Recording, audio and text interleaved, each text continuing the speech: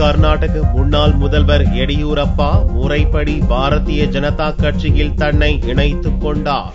கர்நாடக முன்னாள் முதல்வர் எஸ் எடியூரப்பா தென்னக மாநிலங்களில் முதன்முறையாக பாரதிய ஜனதாவை ஆட்சி கட்டிலில் அமர்த்திய பெருமை பெற்ற எடியூரப்பா மீது சுரங்க ஊழல் புகார் கிளம்பியது.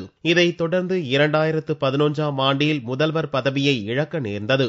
அதன் பிறகு பாரதிய ஜனதா தலைமையுடன் மோதல் போக்கை கடைபிடித்த எடியூரப்பா கர்நாடக ஜனதா கட்சி எனும் புது கட்சியை துவங்கி 2013ஆம் ஆண்டு நடந்த சட்டசபை தேர்தலில் போட்டியிட்டார்.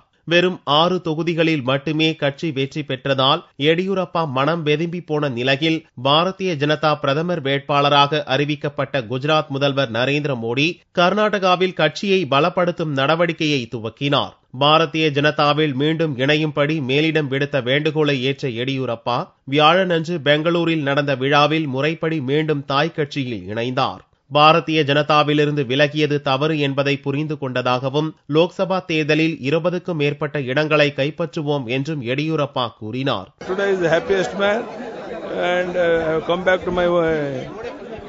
Old party and the entire state people wants Yediyurappa should join the Bharatiya Janata Party.